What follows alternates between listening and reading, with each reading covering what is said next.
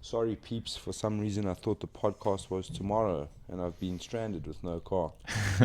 Thanks, Rourke. We've got a consistency of just being stood up all the time. Yeah, I'm starting to take it a bit personally. Maybe it's us. Guys don't want to step into the fire, boy. Yeah, 100%. And what's happening, chap? Nothing much yourself. Just doing my thing. Just got back from Durban. Yeah, nice. Was your birthday yesterday? Happy birthday. It was. And I had some beautiful birthday rounds at training yesterday. It's always fun. Birthday rounds and cupcakes, eh? Yeah. What a day. It's always fun when your birthday rounds are just purple belts, brown belts, while a little black belt tells them, get on it. Fuck. Sounds awesome. Yeah. Jeez, bro, it feels like we haven't been in here in a fucking lifetime. Yeah. Well, the last one was at 4 Elements. Yeah. Yeah, that was actually pretty good. Yeah, it was cool. Good stood up that time as well. Yeah, shout out to 4 Elements.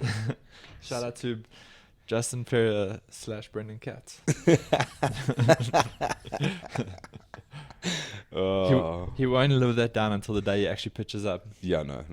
We'll get him on the big screen one of these days. He can shout his mouth off, bastard. And your side, what's cracking?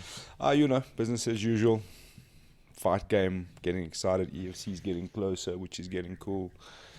It seems like it has been a very long time, but don't you think it's made for a more exciting build up to the next one? Yes and no. I think there could have been a little bit more. I suppose with the fighter happening, that's quite exciting. So yeah. we're building up to it, which is quite cool. It does make it what do they say? Absent makes the heart grow fonder. And I mean absence, not absinthe. Absinthe can make your heart grow fonder well, I guess. Absinthe will make your imagination grow fonder. Enough of that. Tripping balls on absinthe. Yeah. We should do a show where we just smoke weed and drink absinthe. Yeah, and see how far we get. 10 minutes. Yeah, we'll have to put some pillows here, maybe. Yeah, I'm useless in alcohol. Sounds like a hell of a show. But yeah, man, it's been a lot of exciting things happening. We just had, what happened this weekend? UFC 238. Sure, that was good, eh? Cowboy, I was actually just telling my wife about Cowboy Ferguson fight and how crazy it was, for a guy like Cowboy. Imagine the desperation to just breathe from Cowboy, that he actually guy with such experience blew his nose like that. You know what I mean? Yeah. If you don't know what we're talking about, if you saw the photos of Cowboy's eye, it looks like he'd been stung by 25,000 bees. Yeah. I think it's called a vascular constriction or something like that. So just fills up all the cells and just blows the eye up. Do you remember? You know a thing or two about broken noses, eh, boy? About a year ago, I had one, and I survived. No blown up eyes or even black eyes. I was actually. But I mean, so maybe you can kind of talk us through that, because in a fight, your nose is broken. They say the cardinal rule is don't blow your nose, because that's when these things happen. But you don't really want to open your mouth. You got to breathe through your nose. Now your nose is broken, so you can't really do that. It must be quite a horrible situation. Well, last year I broke my nose in the first 10 seconds of the fight, and at just the way you want it. And at first you don't realize that your nose is broken. So I only started noticing. I saw the blood obviously dripping onto my body, and then the time I noticed it the most was I went for a takedown and kind of pulled guard. Yeah. And as I pulled my head back, just the blood started pouring down my throat. Awesome. Liters. It probably wasn't liters, but it felt like liters just pouring down my throat.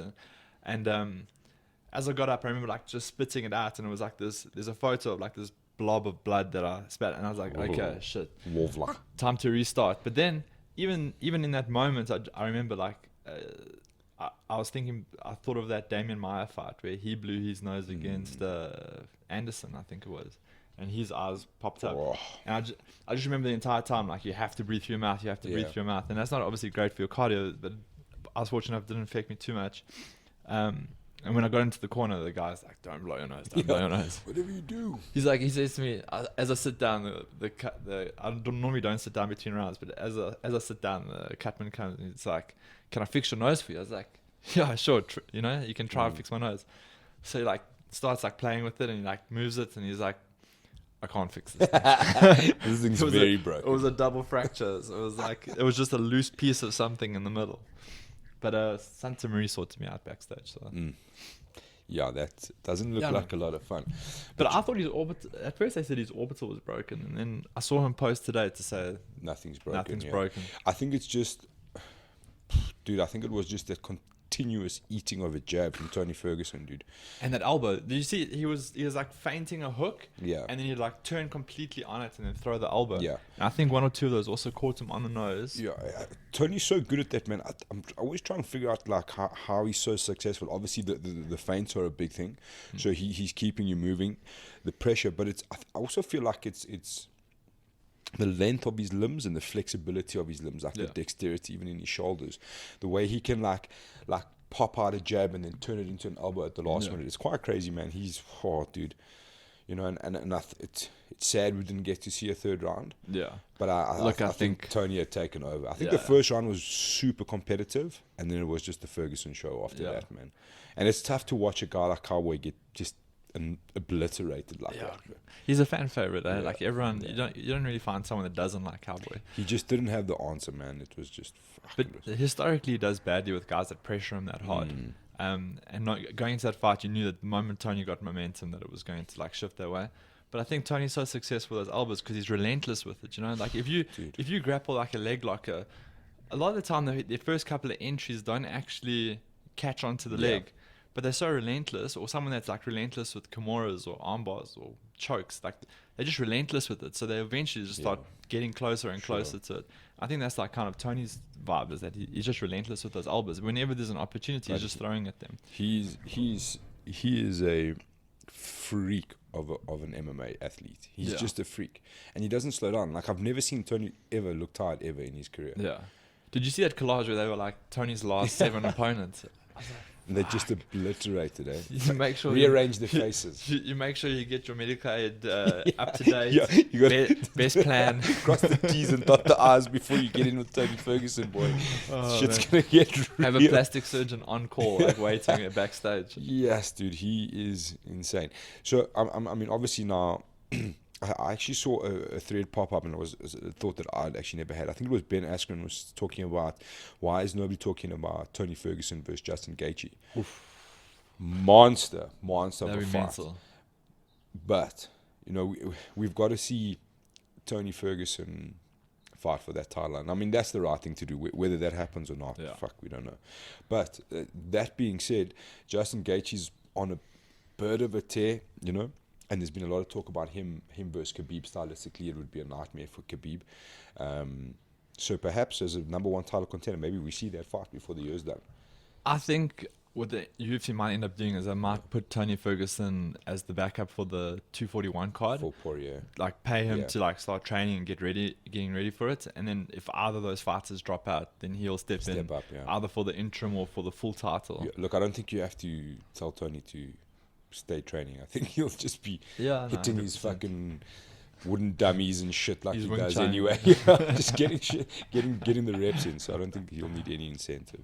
The crazy thing is he's got like such a small camp as well. It's just him and his training part, like his coaches, and then he'll just do his jiu-jitsu at 10 Planet, and he's got his coaches that hold pads for him. But he doesn't do much sparring. Like, bro, the dude went from a fucking knee detachment back into the cage in 6 months. No, it's mental. He's nuts, bro. He's completely nuts.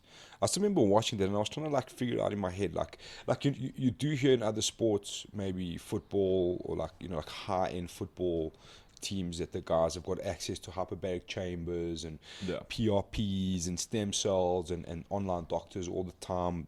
Physical assessments all day, every day, that they can turn around like quite quickly. But 6 months. That's a quick turnaround, yeah. And you completely taking over the entire rehabilitation in your own hands. Yeah. And then the first exchange with Pettis, and he gets a monster leg kick. And you could see he was kind of like hobbling on that leg, and I was just like, oh, Jesus. Imagine re-tearing it like on the first exchange. Maniac, bro. He's an absolute maniac. But yeah, like, what I want to ask you is like, what do you think about Khabib Ferguson? If it ever happens. I was about to say, like, how many times have it been? I think it's been scheduled 4 times and never happened. So, like, I think the best way to do it is to tell Khabib that he's fighting Poirier. Yeah. Keep Ferguson in the back, and then let it just build up, and then like a week out, be like, wait. maybe you even slip Poirier a dirty few notes and just be like, listen, you're injured. Here's Okay. $500,000. We need this fight to happen. We're just gonna surprise everyone. Oh, I man. know you're the interim champ. I know, but listen, he has this 500,000. For Yeah. 500,000, Yeah. I'd take the back seat for a couple of months. Yeah. Like 500,000. Unfortunately, Poirier, I don't think he's built that way. He wants that fight. I think that's a nightmare fight for him. But again, it's like Henry Cejudo. It's like everyone's like, what do you think about Henry Cejudo? I've learned never to count him out, but I think Moraes is going to win, and fuck, well, there you have it. But that first round was intense. Yeah, he was in shit, dude. He was in big thick trouble. Shit. He was in thick shit. His legs were gone. He was just catching. The thing is, like, the problem with Moraes, and in most of his fights end in the first round, is that he throws everything with, like, the worst intention. Like, he just wants to kill you. But then you saw, like, halfway through the second, he started slowing down drastically. And then by the time we got to the third, he was like, it was like fighting, like, someone that's got, like, zero cardio, you know, and you're fresh. It's completely flatline. I think with like a guy like Henry Cejudo is that he downloads. He takes a bit of time to download what's happening, and I think in that instance he was being pressured so hard and there was so much power, he became like extra tentative. Yeah. So he had pulled back even more. And then by the time the second round came, he smelt blood and he was like, well, fuck this. So he's definitely slowing down, you know what I mean? And just went off. Fuck, Henry Cejudo is an actual beast, man. It's you know what, Henry Cejudo is one of those dudes, like whenever he speaks, you're like, oh, God, please. Please don't tell me this is the dude we're talking about. You know what I mean? What's his new nickname that he's adopted? The King of Cringe. Yeah, the King of Cringe and the Triple C. Bro, did you see him come out with the magician hat and the wand and he was pulling shit out the hat? I was like, oh. Henry, look at me now. you're watching, you're like, this is so cringy. Like, it's so cheesy. I think Mirage was like, he couldn't even be upset. He was like, this is just so bad. Dude, it's so horrible. It's fucking horrible. And like, whatever, man. Like, I feel bad and for his him coach because is as cringy. Yeah, Captain America. Eric Albarcian or whatever. Yeah. But look, bro, dude's got a double division champ in Bellator, a double division champ in the UFC, so he must be doing something fucking right. 900%. You know what I'm saying? Who's the Bellator champ? Fuck, man. Fuck. It's slipping me now. I've drawn a fat blank. But they're from the same camp. Cejudo and... he just beat Michael Chandler, bro, for lightweight title. Oh, Diego Lima? Yeah, no. Was it? Oh, no, not Michael Chandler. I was thinking of Diego Lima versus MVP. It's not Patricky. Yeah, Patricky Pitbull. Yeah, you're right. So he's got 2 double division champions. But you know what I'm saying. My thing is with Henry Cejudo, give him the props. Obviously, you can see what he's trying to do, and he's getting a bit desperate. You know, he obviously he's trying to get paid for being the smaller dude, so he's trying to like bring all these antics. But I think that ship sailed already, man. Like, and especially when you're forcing it doesn't work. You can't force it, and you don't call yourself the best combat athlete. People will tell you. You know what I'm saying? Like, you can't. And like, I actually watched. I don't know if people are watching like those little snippets on YouTube from UFC. They're fucking awesome, like little stories. And it was the story of Daniel Cormier, and it was such, you know, like Daniel Cormier, he's only got appreciation now. You know what I mean? Before he was getting booed, dude. Like against Anderson Silva, he was getting booed. Yeah. I'm like, just stop and think what this poor dude has been through. You know what I'm saying? And you're still fucking booing him. Like, you know, like have some damn respect. No, you know, and like now the fans appreciate him, and I think it's because he's never been the guy to say I am the greatest or I am this. He's let you decide for yourself. You know what I'm saying? And I think Cejudo's not doing himself any favors, right? Well, look, he's a fucking, he's gonna be, you know, in that GOAT status along the line. It's going to happen. But you don't come out and say I am the greatest combat sports athlete of all time. You know? Let other people tell you that. You know what I'm saying? Like, oh, that's my opinion. Fuck, well, now he's he wants like a triple championship. Don't want none of that heat, son. Just on the Max Holloway thing. I mean, none of that heat, son. He's going to be a fucking 25 Max looks right at lightweight, and now he's the featherweight champ. But you know, his coach is like, listen, Henry, No, he's the guy. Let's just rein it in, bro. He's the Let's guy just rein it in. on that backstage. You know, like, they do the thrill and the agony at the end of the video. It's just that Eric Albarcian, like, just like Triple C champ. We're gonna do this, and like he's just like really like trying to get this featherweight fight going, and you just think, fuck, it's gonna be like 2 weight categories difference. It's at that stage, it's almost impossible. You know, you need someone that was kind of like a bantamweight, who was like mid-range bantamweight, jumps up to featherweight, wins that, has the bantamweight, and then does the extreme cut down to flyweight. You know, but he was an average-sized flyweight. Wasn't a big flyweight at all. Yeah. I mean, against Demetrius Johnson, he didn't look massive. Yeah. Now he's gone up to bantam. He looked quite not small, but he looked a lot shorter than Marlon Moraes. Yeah. And Marlon's short. Yeah. So how are you going to negate Max Holloway, bro? Max Holloway's like 5'11", bro. Max Holloway's like my height. It's like... Yeah, it's crazy, man. No, it's just mental. But, hey, once again, you never doubt that guy. Hey? I suppose he probably thinks that he could wrestle Max's face off. That's probably what he thinks. Has anyone wrestled Max's face off before? No. But none of them have an Olympic gold medal, bro, as my boy Henry. Have you ever heard the breakdown of his Olympic gold medal? Mm-mm. Apparently it was like the perfect storm for him, because he obviously had a phenomenal tournament, because he wasn't even like one of the highly ranked guys going into the comp. He apparently had like a phenomenal tournament, and like there was like I can't remember the full story.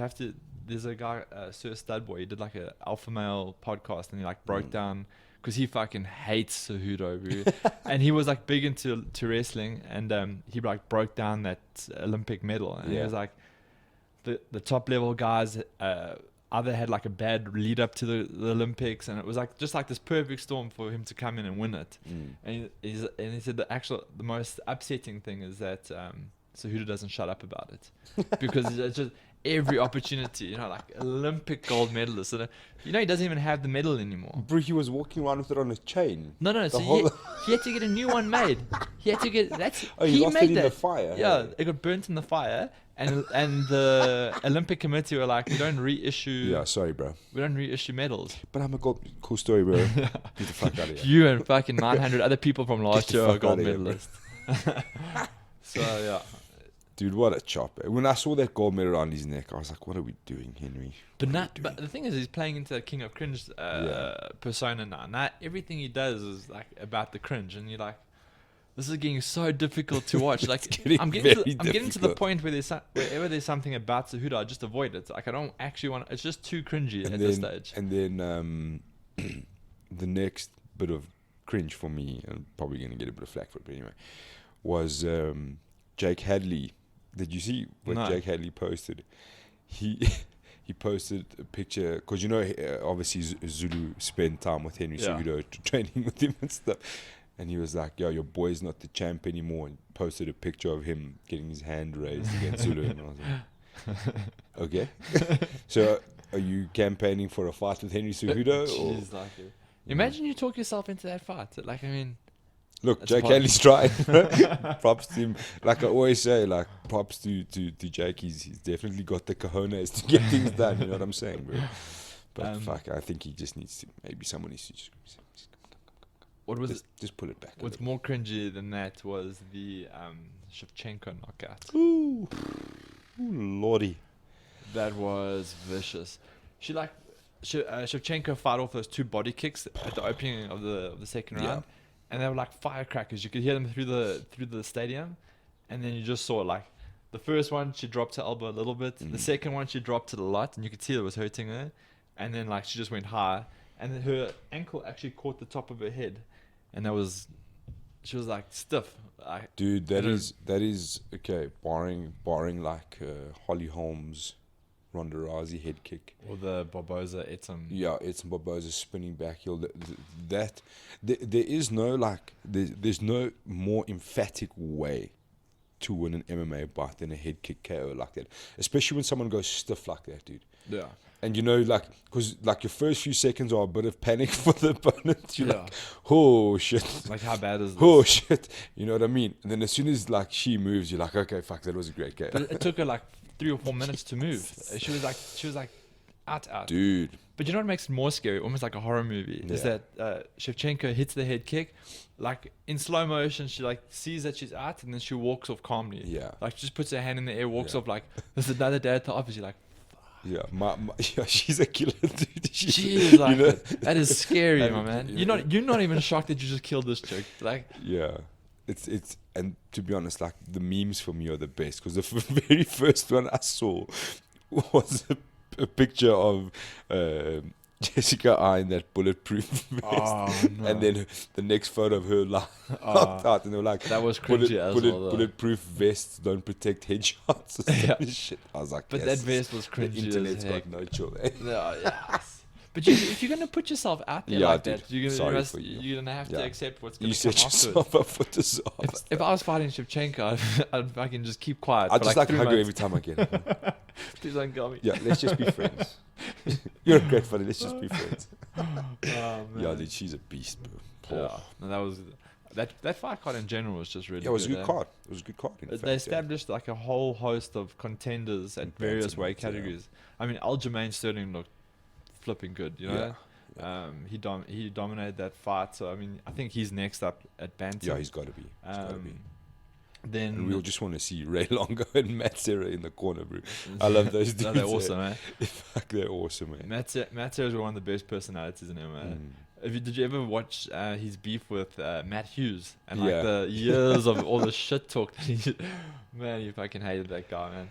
Yeah, he's super funny. But him and Ray Longo, dude, are just like, I love them. Yeah. They're like fucking amazing, Aljo. Just like saying like the craziest things. Their corner cams are ultimate, eh? And you know, like okay, I see ESPN's a little bit more chill, but Fox was my best because like, motherfucker, and he was like, turn it down, get the mic away, get the mic I away. find that so peculiar. I mean, this is combat sports. Yeah, I mean, yeah, like yeah. swearing is part of it. You know? But I Yeah. suppose if you want to break into the mainstream, it's Matt amazing. Serra's got an exceptionally dirty mouth. Yeah. Did you ever You know, hear? every time someone's going close to me with the mic, they're just like, let's maybe just put it back a little, son. Did you ever hear his rants over Tito Dillashaw when he got bust for EPO? No. I don't Yes, think it I was did. just like Yeah. a swear word riddled like 10-hour paragraph, like just going at him. I was like, fuck. If this was censored, it would just be one long like beep. Fuck, he's Just a funny, flat yeah. line. He's super funny. Yeah. So What else you got on your list there, boy? I see you've got a nice, Oof, got a nice long long list. MMA gradings. I'm at WMMAA. We have our first black belt, guys. Yeah. And it's not who you think it is. I mean, you'd think like So let's just give a little. So I mean, obviously we had a bit of a look at it. Rourke, who's not here again, who stood us up. had a good look at Didn't know it was a 9:30 podcast. had a look at like criteria for grading, and there's like a list of moves you need to do, or like defenses and escapes, and Yeah. a long list of things. So like we said before, we understand why they're doing it. There's obviously a couple of things going on that we don't know who's administering this, or who's kind of like where's the end in sight. You know Yeah, what I mean? who developed the curriculum? Yeah. Who like? So are they being put through practical examinations, or you just like, well, you've been around long enough, so Yeah. Well, I mean, like, I heard about what some of the other gradings are going to be, yeah. and yeah, I find it difficult to believe that certain people that are getting purple belts Yeah. have a lower grading than Raymond Phillips with a black belt. I mean, I went through the technique list. So and it's very heavy. Again, I'm just gonna have to interject you, because there's gonna be a lot of people who don't know who the fuck Raymond Phillips is. So Raymond Phillips is the top dog of MMA, you say? Is that the correct way to No, describe it? so Raymond Phillips is the vice president of MMA South Africa. Batis Kutsia is the president. Okay. But Raymond Phillips is the director of IMAF Africa. Okay. So he's not the top dog of master, but he's the top dog of MMA or amateur MMA technically. The connection between us and international Yeah. representation. So that belt system is like has a heavy wrestling and grappling base. Okay. And I don't know about you, but I've never seen Raymond Phillips do a single grappling thing in my entire life. And Doesn't he come the from national, like a kickboxing the background? national grappling coach and the national striking coach have significantly lower gradings than this individual who has a very tight relationship with IMAF. So I don't know. I think from my point of view, if you do something like that, you're going to leave yourself open to a lot of abuse. Yeah. You know, like if you're going to hand out the first black belt in Africa, surely you're going to hand it out to the most highly skilled individual that has completed the grading. You know, Yeah. I don't for 1 second believe Raymond Phillips is the most highly skilled individual that did the grading. Or not even anywhere close to it either. I would love to see him demonstrate all those techniques that are in there. You know, like there's some like serious wrestling in there. You know, but yeah, it's after looking through the technique list, it's not actually a bad system. It's a good starting point, I think, and I think over time it'll get developed. And I can understand why they're doing it, and I'm not completely bought in yet, but I'm more bought in than I was previously. But the thing is, like, that whole system then becomes watered down because so if I'm looking at it from an objective point of view, I think IMF have gone, well, look, this is the dude in charge in Africa. Exactly so we need him to lead the generation through, you know. So give him the belt, and then he's got to start to decide who's who from his country. Yeah. But now you've given someone who's not a black belt, who doesn't understand what's involved, you know, to now start issuing the black belts. That's gonna cause a watering down. So is he effect, not going to issue the black belts? No, but I'm just saying, like, that's the way I see it. You know what I mean? Because in essence, you want this person in charge. So he's the black belt.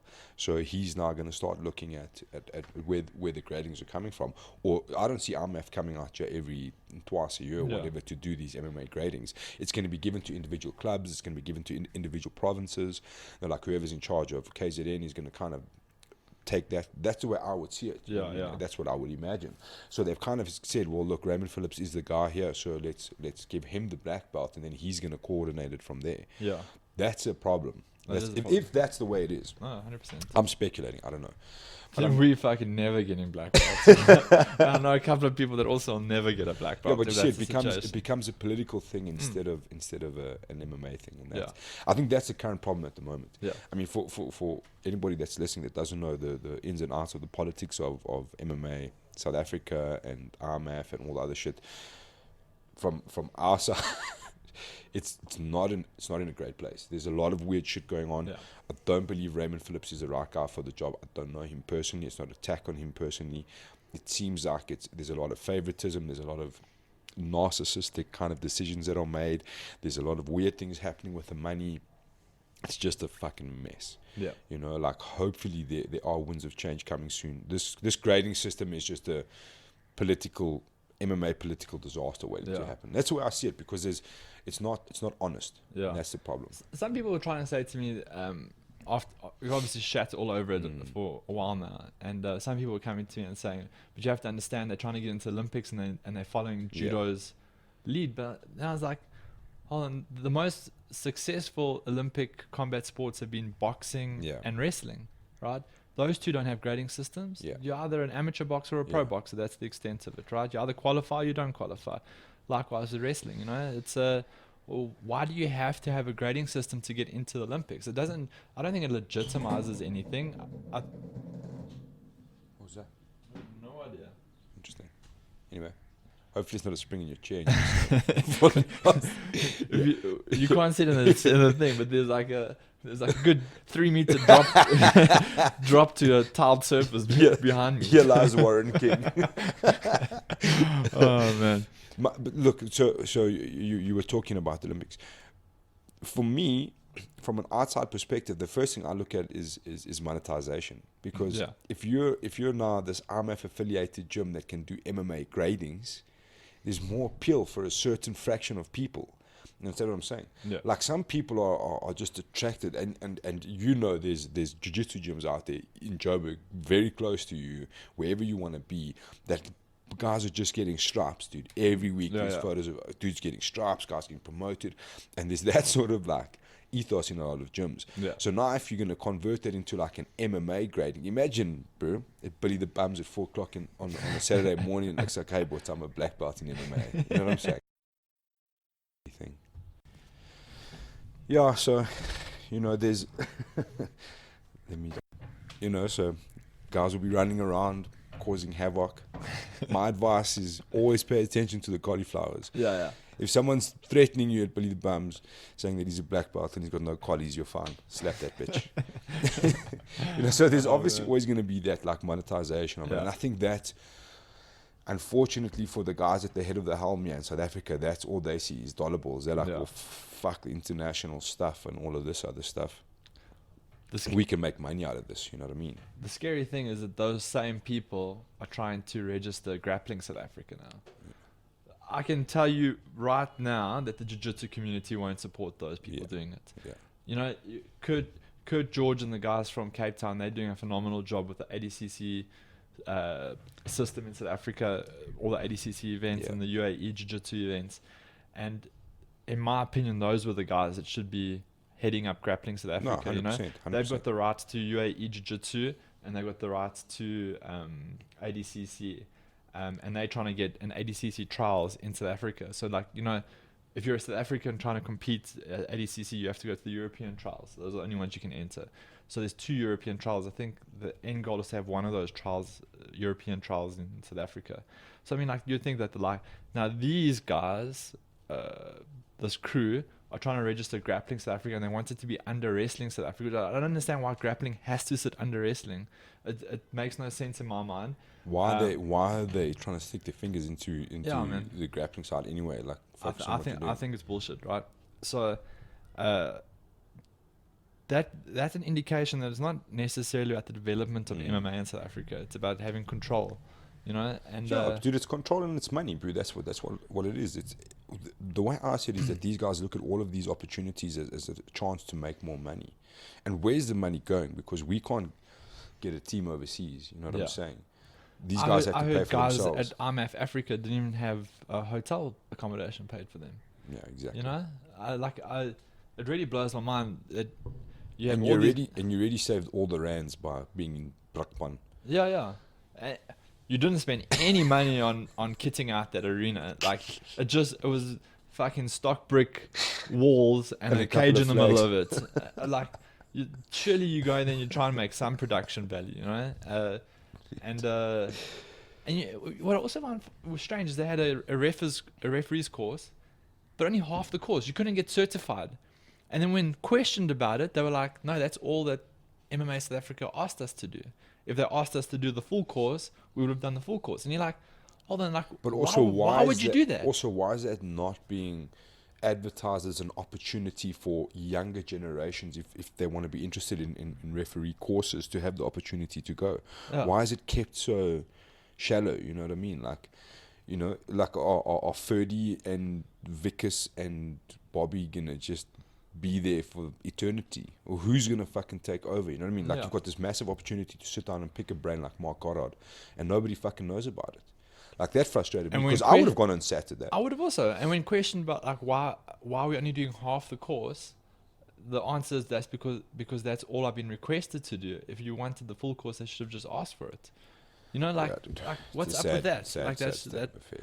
Like that's just showing that you're trying to limit people of gaining any sort of knowledge and power that could kind of compromise your status in the sport. You know, yeah. So from my side, if they get this whole grappling organization right, I can promise you from my side and the people that I associate with, we won't be supporting that. Yeah.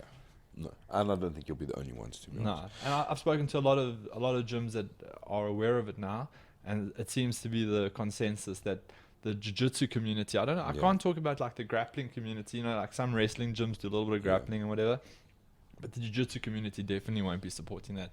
I think that community will continue supporting Kurt and his team's efforts. You know, they put a lot of money into it. They've got great systems in place with smooth comp and pre-registrations, and so I think wrestling should stick to wrestling, MMA should stick to MMA, and get the right guys in place for grappling and jiu-jitsu. 100%. Talking about sad affairs, one of the big things that's come out, and I think it pops up in the questions, is a lot of talk about the EFC no longer traveling. That's sad, eh? Whew, no man. Durban, no Cape Town. So, you know, it's obviously this is something I've been thinking about a lot. So we obviously knew that it was happening, that was the talk of the town, and then Graham came out and said it, and then tried to reiterate what he was saying. So his explanation yesterday was that obviously money is an issue, but what he was saying was, that they've basically being broadcast from here to the top of Africa through to Europe and all over, that they're how did he word it? Something like along the lines he was trying to say that taking money and resources and putting it into becoming the best sports brand in Africa, and if that means sacrificing going to Cape Town, then that's where it has to be. So this is my take on it, right? Obviously, you need to do whatever you need to do to keep the business sustainable. Yeah. And their business model obviously doesn't rely heavily on ticket sales. Yeah. Right. So them traveling, there's no financial gain to them traveling at all. And probably there's quite a significant loss on traveling. Yeah. Right. So while I don't like the idea that they're not going to Durban and Cape Town, I can also understand the idea of not going to Durban and Cape Town. So for me, it becomes a legitimacy issue. You understand what I'm saying? If you're saying that you're the biggest and the big dog on the African continent, but you can't leave Gauteng, you're not really, because it's the same reason why amateur promotions don't travel, because they just can't afford it, and that's what keeps them as just this amateur promotion. You can become big here, maybe big enough for guys to travel to you, which doesn't really happen. You understand what I'm saying?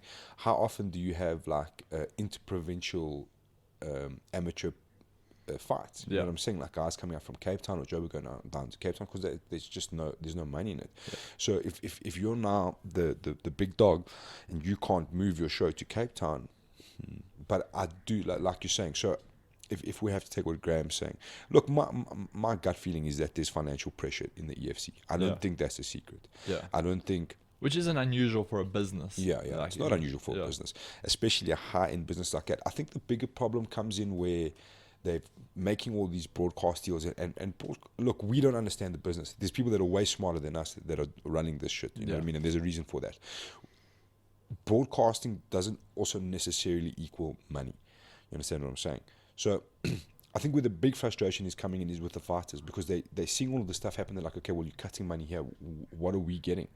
What are we seeing from this? You know what I'm saying? And what are we going to see? What's going to change? Now I can't get to Cape Town. I have to constantly come up to Joburg. Is that going to have an effect on Cape Town-based fighters, on Durban-based fighters? Are you going to have less guys coming up because of the travel expenses? That's what we wait to see. Yeah. Tough on the fans. Yeah. Because there's nothing like watching MMA live. No, 100%. Especially in a place like Cape Town and Durban where it doesn't happen too much, so they like flock to it, and it's a good educated crowd. But yeah, I don't know, man. It's a bit of a worrying time as an MMA fan. I think there is obviously, like I said, there's a lot of financial pressure happening there at the moment, and we can see it. I mean, it's not they're not hiding it anymore, you know. So like the way I also see it, the UFC, they're based in Nevada, in Las Vegas, right? But they never hold any events outside of Las Vegas in the Nevada region. Like Nevada is like the size of a country. You know, it's not. Ideally, USA was actually multiple countries that was just under one government rule. Yeah. So when they go to another state, it's like the state of California is the 7th largest economy in the world. They got a bigger population than South Africa. So I don't mind too much that the South African events are kind of Gauteng based, but with the expectation that they will start moving into Africa. Sure. You know, DRC, Angola, Sierra Leone, they've just got a deal there now, go to Egypt. Like, you'd think, like, if you're going to become the greatest in Africa, move into Africa. You know, maybe do like 2 or 3 international events a year and keep everything else in Gauteng. That would be amazing. Dude, even smaller than that, I would say, like, okay, cool. We hear UFC. We're still fans of the product. We still want to see the fights. We still want to see the best fights available. Give us obviously this year has been up and down, changing times, dates, venues, all sorts of shit's going on. Give us a 3-month, just the main fights. Let's get those main fights done and dusted. Get them signed, get them done, get them prepped. Yeah. So if I'm in Cape Town, I say, look, fuck, I really want to see Soulja Boy versus Lazar. I can make the adjustments. I Yeah. can financially make the adjustments. I can plan. I can get accommodation. I can do whatever needs to happen. I can come and be part of those fights still. Yeah. Because I travel for EFC at my expense. I dig it. I think it's awesome. Yeah. You know what I'm saying? Okay, it's cool for me now. I don't really have to travel. Besides drive 750 kilometers to Carnival. You know what I'm saying? But at least give Yeah. the fans that opportunity. At least try and like strike some sort of accommodation deal somewhere for fans. Like, let's try and just give something back a little bit. You know what I mean? Like, it's the arrogance in the way with some of these things are handled is very frustrating. Like, as a fan of the sport first and foremost, and someone who's like quite giddy, who wants to travel with the sport, like, it gets me down. You know what I mean? And like, there are other fans out there that want to do these things, so just give them that opportunity. You know, give them that little bit of thanks, except for thanks for coming out tonight. Yeah. You know what I mean? Like, say, okay, cool guys, listen, I understand we're not coming to Cape Town. I know it's frustrating. Look, we're financially in a pickle. We're trying to do new things and take this sport to the next level. We want to be this massive sports brand, and we're all behind you. But just offer something in there. You know what I'm saying? Almost like a travel package. Yeah. Like Yeah, something. flying something. Kalula, Figure something out, dude. stay at the Anything, Sun dude. One Hotal, Yeah. and you'll get these deals. Exactly. I mean, I'm sure they could strike Dude, up a deal with dude, Sun One, the old so- Formula One. So like we've been talking about Abu Dhabi, like going to Abu Dhabi. So I went to go check out like the UFC packages. So obviously, I mean, we always say the UFC is the gold standard. So the UFC does like a VIP package, for example. So you fly in, you do your thing. They sort you out. So like media day, they reserve a seat for you. You go weigh-ins, they reserve a seat for you. Go, you do like a little meet and greet with some of the fighters, maybe some legends. Then fight night, you got your seat sorted out, and then it's Yeah. like this. They take care of you. It's You almost know like what I mean? it's almost like a There's- concert. Exactly. Yeah. There is no reason why the EFC can't be doing something like that. Yeah. It's not going to cost them anything. You have like they've got liaisons and stuff that work for them already. Meet and greet, you know. Yeah. Get a couple of autographs, photo opportunity, maybe like, you know, it would be cool for me, like give guys opportunities to walk out with fighters if they can, you know what I mean, like things like that, go backstage, do all of these cool sort of things. Yeah. You know, there's so much opportunity there. But it's just like, and that's why I say, like, I feel like sometimes the EFC needs new brains and it needs new blood for these sort of things. You know, wow, cool, stay in Joburg, but let's put something on the table for the fans. You know what I mean? Yeah. Otherwise, you just fuck you. You know what I mean? All the time, and it's constantly just fuck you.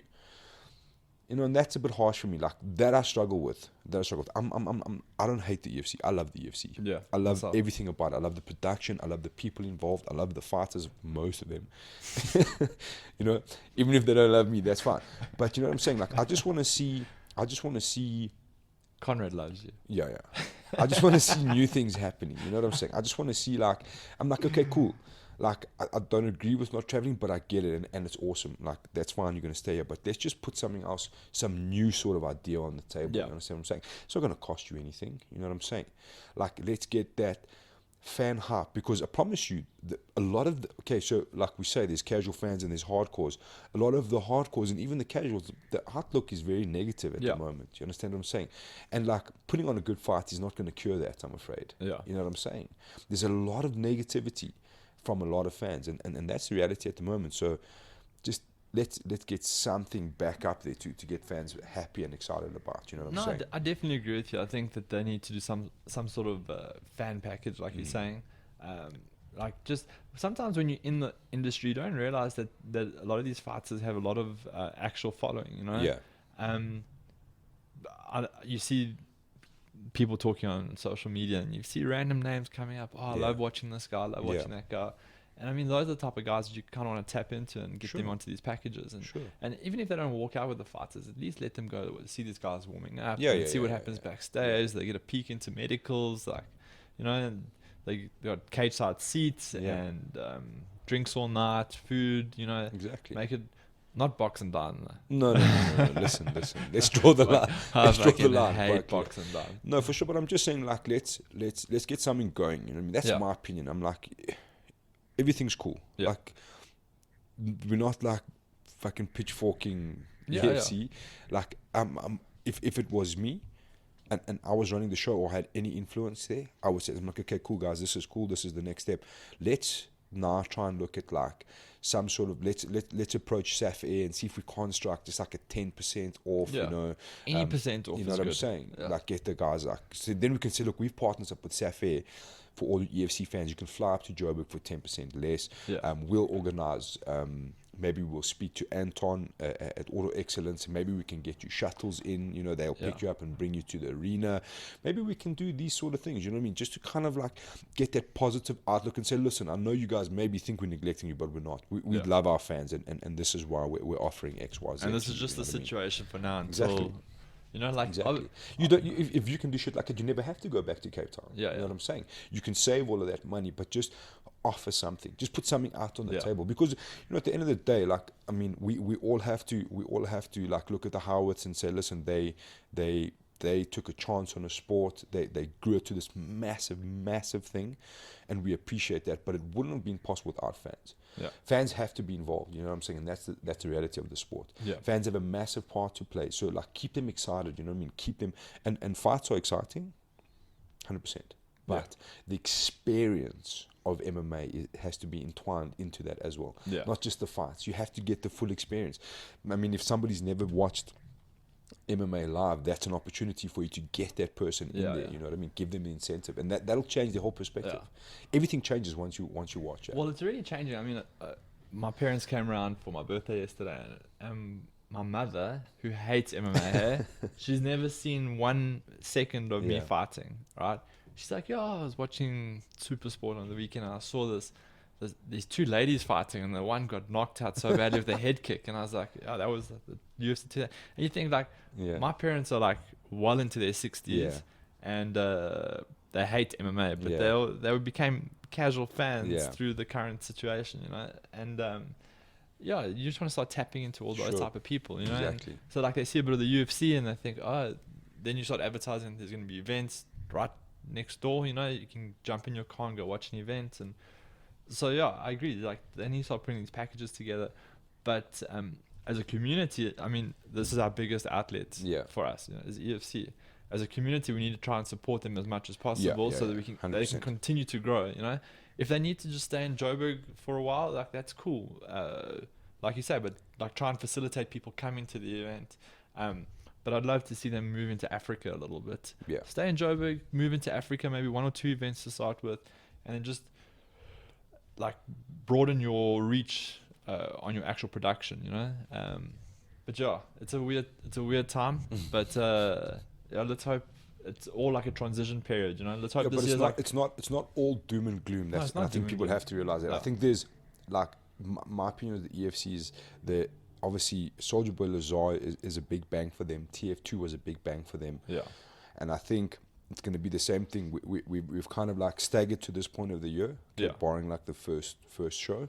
We've kind of staggered to this point. That first show was great. And now we like, from here we're going to hit this downhill spiral to the end of the year. That's going to be, we already know Drickus is going to be on that card. The possible rematch of Drickus versus Soulja Boy, if he can get past Lazar. Which is not, we discussed already, it's not an easy task. We'll get into the game during fight week. We're going to see the Grand Prix come to a conclusion for the welterweight Grand Prix in September. Timber signed up there. I've heard from Graham, he said they're trying to get Joe and Elaine. Joe Cummins, Elaine Ilunga. You'll have the Grand Prix and Lucas Radovic versus an opponent that I may or may not know, but I cannot disclose. But that fight, that Lucas Radovic fight, is a fucking absolute cracker. So it's you know what I mean? So we can already see we're going to start heading for some serious. The next one, maybe not so much. I've seen some guys that are going to be on that card. I'm just like, let's talk about that. I had a feeling you might win this. But maybe. So Graham was campaigning to see whether people want to see certain fighters compete.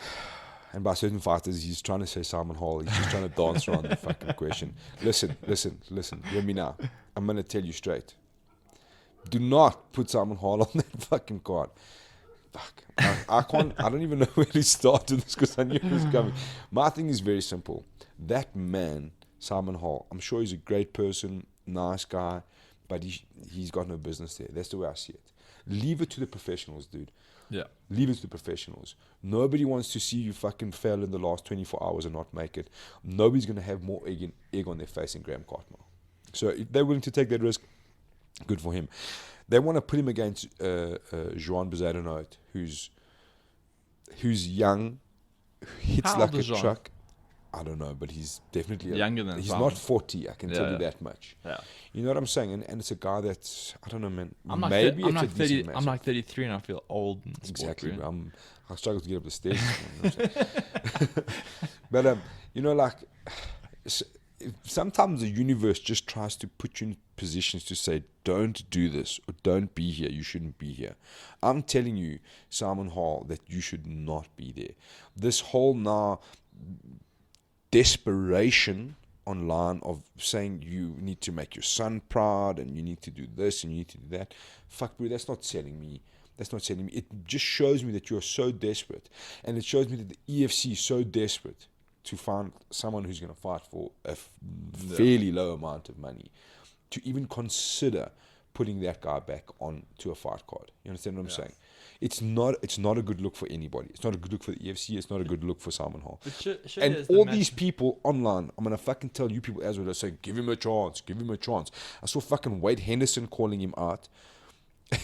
Who fought at like welterweight Exactly. at one stage. Gordon Ruttman saying that he's keen. But I don't know where they would Who fight. fights at welterweight as well, normally. Dude, and all of the... I'm just like, what is going on? It's just like a twilight zone. You know what the thing is like host of all these guys from much lower weight category going, I'll do it. Like, yeah, because it's a no-brainer, bro. Like, it's... Dude, I don't know. Like, there's a problem for me with Simon Harle. People saying yes. His camp that are telling him that he can do it. But that needs to fucking stop. You know, like, I was part of his camp once, and it's not that your camp is telling you to do it. It's like a lot of guys just go on their own, you know? They're like, I'm doing this, you either come with me or you don't come with me, you know? And that's kind of like, that's definitely the wrong approach to have, you know? If you have a strong camp, that camp should be directing you. But so I wouldn't put the blame on his camp. I doubt whether Gert Strydom is saying, go for it, you know? I don't know, you know? But there's definitely a problem. There's two problems. One, when you as the matchmaker go, should I give this guy another chance? Like, if you have to ask that question, the answer should be no, right? You've had 6 scheduled fights and only one's materialized, or 7 scheduled fights, one's materialized. I know one event got pulled on the night without his doing. Fair enough, he pitched up for that one, right? Yeah. But all the others have been weird situations, not being cleared here. And why weren't you cleared at medicals? You know, like, he doesn't look like an athlete. He doesn't pitch up and look like he's in shape. That's like me entering a bikini contest.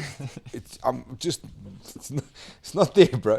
It's not there. You got to be realistic. Understand what I'm saying? This physique was not designed, bro. You know what I'm saying? It's not big L RBFFO pro for a reason. You know what I'm saying? Like, stay in your lane, son. I just want to say to someone, I'm like, cool, bro, I respect that you're training, I respect that you're working hard, I respect that you're doing all of these things, but I just don't think and you know what my biggest frustration is with all of that? Forget about Simon Harle. How many guys have been through this with him? They've gone through camps, they've lost money, they've given up time with their families, they've made all these sacrifices to be dropped in the last 24 hours. That irritates the living shit out of me, because it's not only about you, there's an opponent on the other side as well that's had to now go through all of this rigmarole because of you. You understand what I'm saying? That's not right. And how many times? I mean, we did the maths last time. Through his career, he had who knows, like 11 no shows.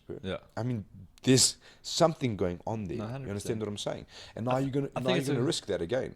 It's definitely a combination of your athletic ability. Yeah. I mean, the more athletic you are, and the more fit and in shape that you are, or you're eating correctly, the less likelihood of you not making it to the fight. You know, like, you don't see guys like Don Madge pulling out of every fight. You know, some guys are riddled with injuries. Like you look at Luke. Luke's in shape. He eats correctly, trains properly. But you know, some guys have bad luck with injuries. Then you even like someone like Cam. Cam's also had bad luck with injuries, right? But those are like major injuries. Guys blowing out knees and so forth. These are like small things that keep pitching up, and you know, without shitting on with Simon too much, you know, I've been a part of his training, and I've never seen him in shape. I've never seen him like, you know, like I've never seen him finish like a 5-minute warm up without having to like stop halfway because of an injury or whatever the situation is. So like that's like the first telltale sign, you know. I also don't understand people getting in there out of shape. Like that, you know, like when you get in there, you want to have as much confidence as possible. You're literally going to go and have fisticuffs with another guy, and you're going to go in there knowing you don't have any cardio. I mean, shit's going to go south after 2 minutes, you know. You got bro. anxiety of walking in there, that takes away some of your cardio. You're getting in there, now it's 100%, that you're not used to going at 100% all the time. Yeah. Like that takes some of your expected cardio. Then there's one more major factor. And it's no secret, it was fucking online. If you were following Simon Harle, you would have seen it. He made a post that was like a suicidal post, and I mean, we're not talking fucking years ago, we're talking about a week or two ago. You understand what I'm saying? Like, that's someone clearly who's not in the right frame of mind. And as, like, if I'm Graham Cartmell, you have a responsibility to know these things. You understand what I'm saying? These are your fighters, these are your athletes. Yeah. You have a responsibility to say, listen, bro, I don't think you're in the best place right now. This is alarming. You're basically saying online that you're going to take your life. You understand what I'm saying? And now you're going to fight. Yeah. There's something going on there, bro. You know what I'm saying? It doesn't look good. Yeah. This is, if he's suffering from mental health problems and he needs attention, he needs to sort that out. Yeah. You know what I'm saying? I agree completely. You know? So it's unfortunate. If I'm looking at it from that perspective, I'm just like, listen, bro, let's pump the brakes. Let's maybe get you checked out. Let's maybe do a fitness assessment. Let's do a mental assessment, and let's take it from there. Let's not just say, oh, well, fuck, you know, it's going to cost us, the circuit's going to cost nothing. Let's chuck him in there. Well, that's what I'm afraid that's what's happening. Yeah. Well, you know, the thing is, like, you watch a lot of these guys that come into the UFC, and they're kind of like a bit borderline on the UFC. Like, the UFC will strike up a deal with Invicta and say, please can this, you know, they'll arrange that this person fights on that card, kind of proves himself in that smaller arena, and then bring them back. Like, if UFC approached Alpha MMA or someone, or Fight Stars, and said, listen, can we do one pro event? You know, we'll pay the purses for this fight. Sure. We need this person to prove themselves to us. You know, maybe that's the opportunity for Simon and the EFC. Maybe if the EFC really want him to fight, give him an opportunity on a smaller environment, less pressure. Hopefully he gets to the fight, let him prove that he can compete, and then maybe drag him back into the EFC. But I think with a track record like his and his current situation that you're referring to on social media, I think like the UFC definitely need to pump the brakes on that. 100%. And John's putting his hand up again to fight. Like, I don't understand that. This guy's dropped you twice now. Like, what? That name would be scratched off any possibility of violence, bro. Moving on. Anyways, bro. So I think we made it clear how we feel about some. Let's crack on to some questions. You don't want to quickly just talk about Cyborg in South Africa? Oh, yeah, shit. Let's cover that. So if you guys didn't see, Cyborg is here training. Here training out of Apex under Richie Kwan for her next and possibly last fight in the UFC. Yeah. She's a free agent after this one. Yeah. That's pretty epic. I mean, it's fucking cool. She's the lady goat of MMA. And she's also nicknamed me Roy Nelson, which is... Roy Nelson. Hey, Roy Nelson. Still don't know how I feel about that, but anyway. I'm enjoying it. But I think it's a great opportunity to showcase that South Africa has the ability to prepare guys at the highest level. Sure. You know? And I think it's one step closer to connecting the UFC to Africa, you know. And a massive opportunity for Rich to show his system off, and also to show, you know, like that there is MMA well and alive here in Africa. It's just another opportunity, you know. And I think it's a massive feather in Richie's cap and South African MMA's cap to say, look, that someone like Cyborg is chancing it all. She's basically moving here for this camp.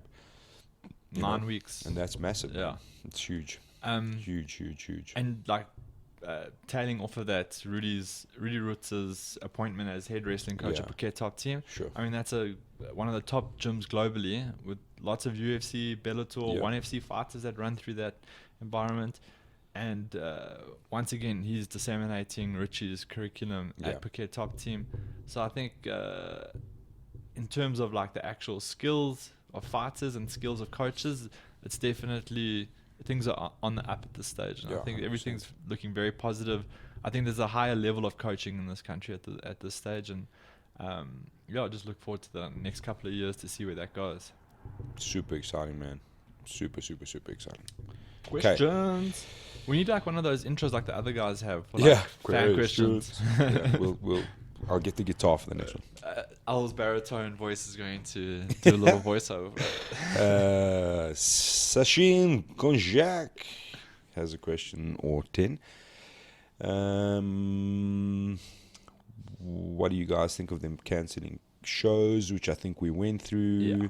Do you guys think result more local fighters will look at international organizations to fight in because UFC will not pay them enough due to their financial troubles?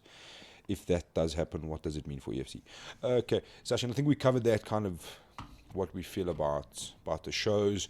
I think a lot of fighters are looking internationally regardless. I think that's money or not, I think guys that want to go overseas kind of see, they want to get through the EFC, maybe pick up a title, give them that launch pad into an international organization. I think you should be thinking about that anyway. Yeah. I don't think it's necessarily a money thing. And it's also not that easy just to fight internationally. Exactly. You have to get people to commit to pay for you to fly halfway around the world. You've got to earn your stripes here, so it's not... People don't want to pay for guys to come out from Africa when there's a wealth of talent on their doorstep. Yeah, exactly. Asia's got a wealth of talent, so ONE FC aren't begging people from Africa, and Cage Warriors and those guys have a wealth of talent through Europe. And I mean, I was watching Connie fought this weekend at Octagon MMA. Yeah. Did you see that event? Dude, it looked huge. It was like 25,000 people. Yeah, it was insane. And it was like this quick event that they did, I think, in the Czech Republic, if I'm not mistaken. Yeah. And you're like... I just watched a little clip of her walkout now this morning. I was like, jeez. It was massive. How many people are there? And I mean, you look at the skill level on that card that filled that place out, but the skill level wasn't at a crazy level. Like, I mean, you can definitely see better fights out of South African fighters, but why fly South African out there when you got more than enough fighters on your doorstep? So it's not that easy. Yeah, 100%. But I think the EFC is giving you that massive opportunity to showcase what you need to showcase. Yeah, 100%. So you should be bearing that in mind, that you've got this big platform to use to launch yourself, if that's what you want to do. You understand what I'm saying? So, yeah, look, I don't think it's a money thing. The opportunity's there. You just got to take it. Yeah. Okay, Damon Archery. First question, a bit of a strange one. What are you guys' thoughts of bumping the EFC main card from 5 fights to 6? Nope. No, I think that broadcast becomes too long. No, it's a bit of a weird question. But like, for people that haven't been to an actual event, like the night is long, eh? It's like you're there for good 4 or 5 hours, Yeah, probably like more. If you add any more fights, I mean, I've been to a couple of fight stars where it was like 22, 23, 27 fights. It's like, it's literally half a day of fighting. Yeah, and your brain just becomes dead eventually. You're numb to it by the end. No, you're completely numb at the end. So I think 8 to 12 is definitely the sweet spot in MMA. And I like 12. And 4 to 5 fights on the main card is the sweet spot on the broadcast. Yeah. 6 is... No, don't need that. Thoughts on the light heavyweight division and what direction it could be headed? Do you want to go first? I've got some ideas. You go. Kick us off. The Fighter Season 3? Yeah. What else are they going to do? Yeah. There's nobody. Yeah. That division is so thin. So thin. Yeah, there's nobody. So I would have a the Fighter Season 3 for the vacant title. Yeah. That's what I would do. Yeah. And actually keep some of the talent that you pick up in that show. Throw in Gideon Drotsky if that's what he wants to do. Move up to light heavyweight. Maybe Stuart Austin, but I believe they're focusing on Stuart Austin versus Jared Van Der Raal. That's what I believe. Which is crazy because I thought the next thing was Stuart going for the light heavyweight title. I thought that was like the original. The original idea was that. Yeah, I think he wants to stay at heavyweight. Probably. I don't know, man. I don't know. If it was me, the Fighter Season 3, that's what I'm doing. Because the light heavyweight, it's a fan friendly weight class. Everyone wants to see those dudes go at it, Yeah. So I would try and fix it. And just try and find the most athletic light heavyweights that you can find. There's a lot out there, I'm sure. Yeah. And then he also wanted to say, do you think Jared Van Der Raal will be beaten at heavyweight? I don't think so with the current crop. I think Stuart Austin would be his toughest test there at the moment. Yeah. But Jared is kind of campaigning to get into the UFC. He was close. He did tell me a while ago that he was like a foot in for the last Ultimate Fighter. He didn't get on. Well, wasn't he the legacy champion? I think he was the legacy when it was still LFC, not LFA. Which is normally like your ticket. Like the moment you win that title is normally your ticket to the UFC. So I mean, he's been on the cusp for a while. Yeah, now. and I mean, like, you know, he works under Dan Henderson, so the connection's kind of there. So yeah, maybe we won't even see him come back. We don't know yet. It doesn't look like they've lined anything up, so we wait to see. But it sounded like it was him versus Stuart Austin would be his next fight. Oh, okay. I mean, I like that. There's nobody else there. I like the idea that you got two internationals headlining the card. I'd like to see that fight. I think it'll be a good fight. I think Stuart Austin's a little bit faster. I think he's a little bit more athletic. Yeah. Sorry, guys. Oh, there you go, your eardrums. Sorry if I botched this. Karina Niemand, I think it is. How do we get fighters paid, and what is the recourse without breaking the relationship? That's a good question. I think realistically, you're gonna squeeze UFC here and there, you know, like on a fight contract. If they're offering this, you might get a little bit more. If you negotiate hard, the tickets are not, I don't agree with the tickets, but it's there as an option. You know, find ways to sell these tickets in one sort of platform, one direction, so the money's coming in the right way. That's what I would suggest. And then what I still don't see is a lot of people working their sponsors in the right way. Yeah. You know what I mean? You've got all of these tools, like, I mean, I've posted things on the numbers that the EFC are saying, that not the EFC are saying, it's those Nielsen, those whatever you call the guys that are doing the numbers. TV ratings, the TV ratings. You've got bring these things forward. You've got Super Sport Access and prime time viewing. You've got SABC. You've got, which is actually the main outlet at the moment, SABC. You've got massive traction for a brand. And listen, guys, putting your sponsor's brand on your shorts means isn't significant. Fuck all. It means, people need to understand this, and fighters need to understand it means fuck all. For one, I can't see it. Yeah. If I don't know what the brand is, I don't know who the fuck it is. You know what I'm saying? You have to do more. You have to come up with more ways, and there's 1,000 ways you can do it.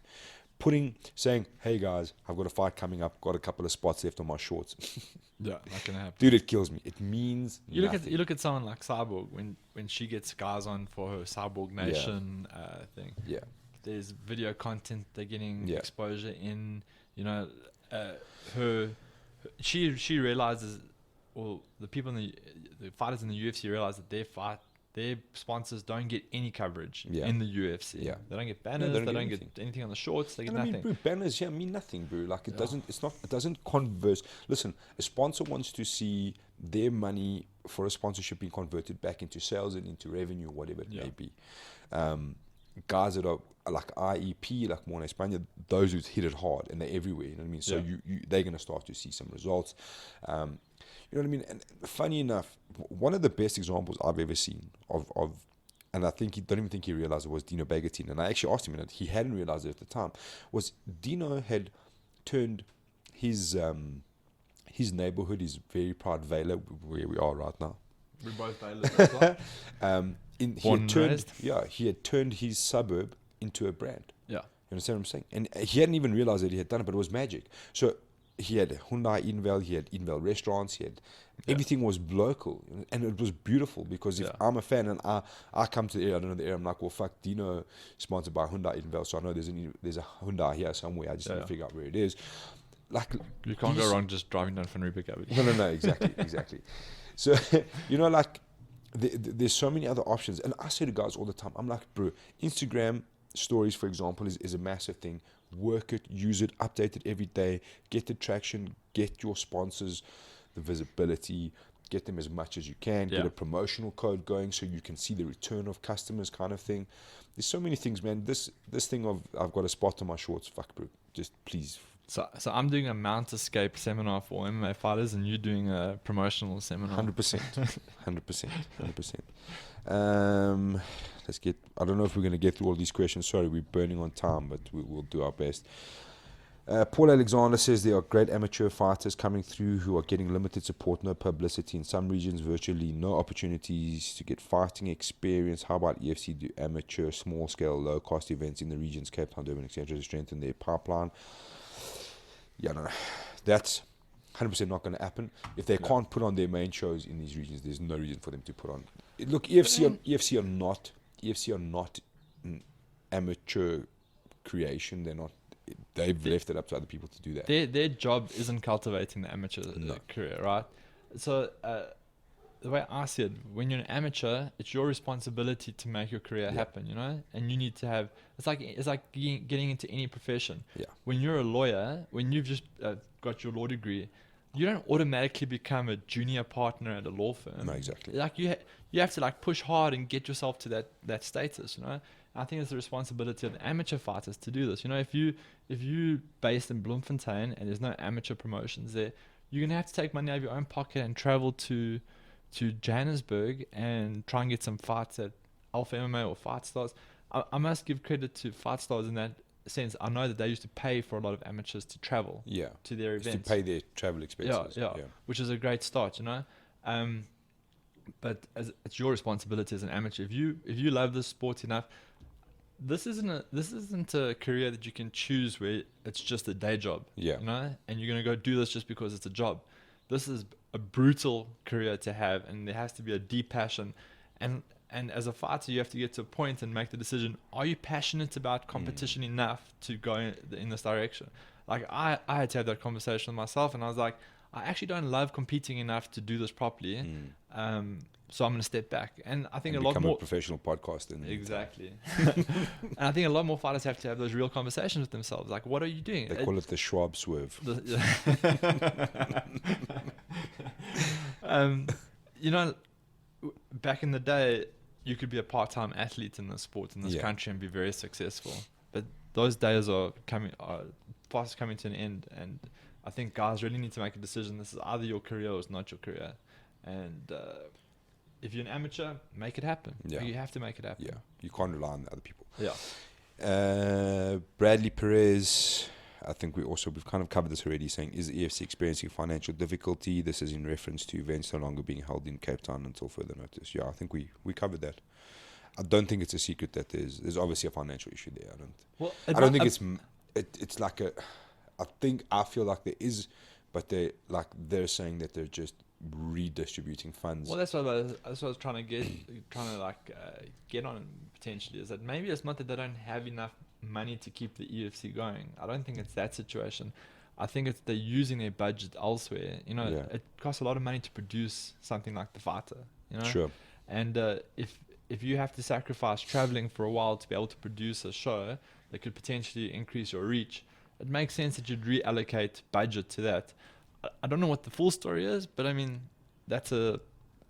Look, bearing in mind that it was the Ultimate Fighter Season 1 that rocket launched MMA and UFC, so, you know, perhaps they're trying to hit that. Yeah. They're trying to find that to put them into the next. And they definitely got more reach in Europe now after this last fighter. Yeah, I mean, you're seeing 100%. A lot of, coverage from the European fighters, even, European fighters that fight in the UFC retweeting stuff about their teammates being in the fighter, you know, like Connie's teammates retweeting stuff about the fighter. Yeah.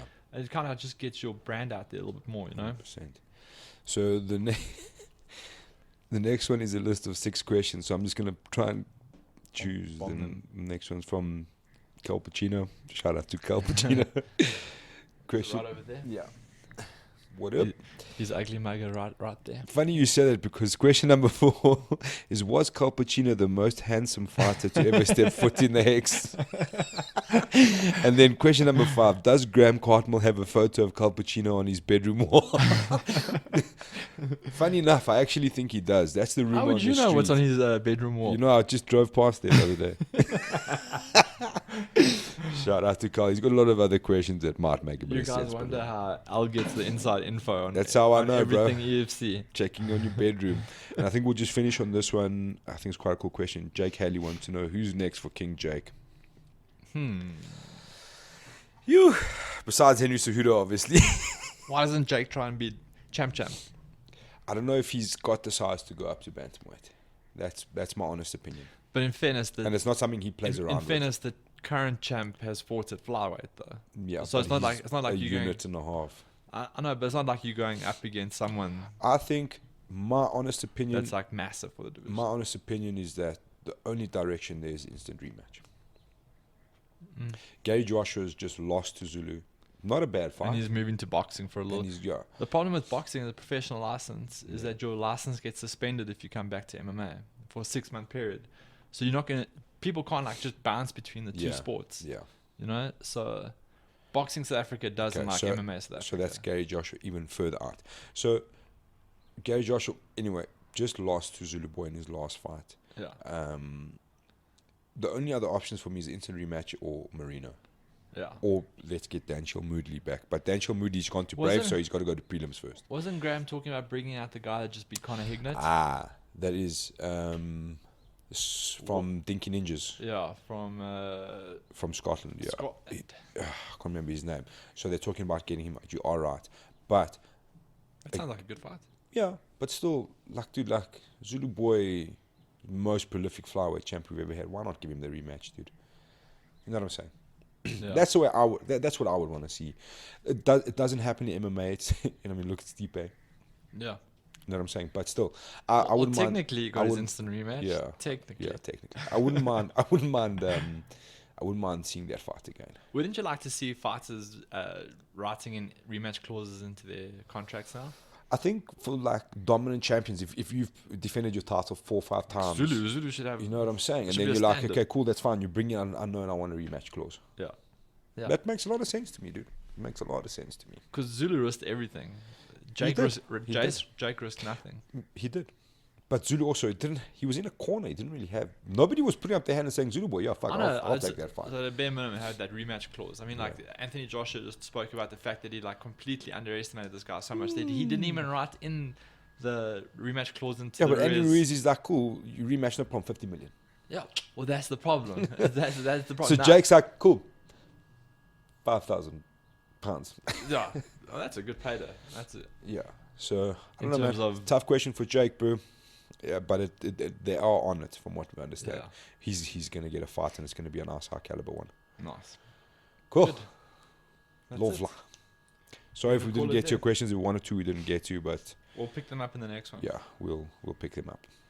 100. Sweet. Shot. So when are we gonna the next one is the preview show? Or are we gonna do one before then? No, we'll do one next week. Cool. We'll put another one out next week. Cool, guys. Hope you enjoy the show. As always, thanks for tuning in. Hope you enjoy the banter, as always. All the cuck that goes in between. And see our new array of fighters we've got the goat wing on the top there. Mohammed, Anderson, and GSP. Yeah, if you didn't know. And Khabib, BJ, and kind of the lightweight wing at the bottom here. BRG and Clay Guida holding up the fort. Cool, guys. Thanks very much for tuning in. We'll chat to you soon. We're out. Cheers. Ciao.